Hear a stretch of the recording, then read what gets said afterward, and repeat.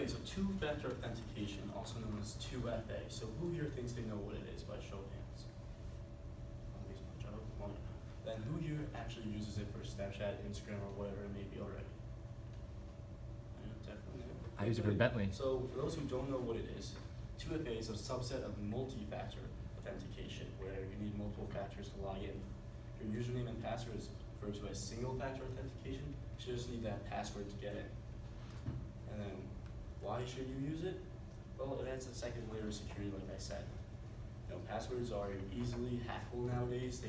Computers can run through possibilities pretty quickly, and 6 digits with a capital and just 2 numbers just isn't cutting it nowadays.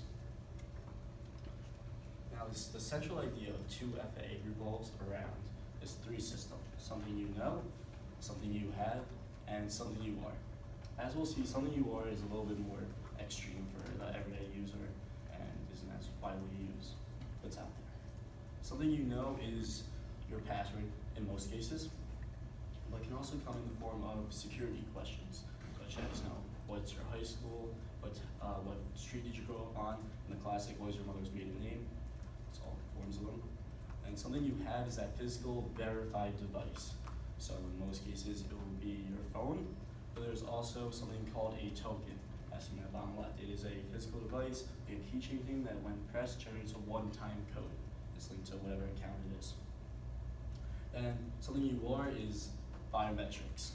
It's the things you see in movies where they put their eye up to the scanner and press their tongue on or whatever it is. Something that should technically not be able to replicate it, but it's inherently you. And so how does it work? So it all starts with the same process. You enter your username and password and you log on. And then you get to that second page where it asks you to input a code. That code gets you in a couple different ways. One of the ways it gets to you is through SMS, which is common. We've all used it. I think Twitter actually forces you to use it. But you can also have the app like Duo, where you get a push or a call notification. And you can also have an app like Google Authenticator, which is linked to an account and actually generates new codes after every 30 seconds. And then, so the pros to 2FA, as I've been saying, is security. Security. Your normal passwords aren't cutting it. Like you see the reports at the end of the year of weak passwords of 123 password or password in all caps. And it's very easy to hack those and get into your financial or linked credit cards. And there are some cons.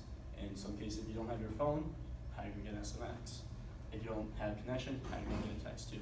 And the token actually is pretty small, and you can lose it pretty easily. If you don't have that either, you can't generate a code. And there are some faults to the system. It's not impenetrable.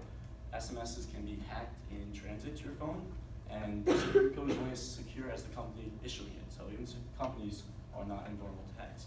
And resetting your account and password has actually been linked to getting around that 2FA method.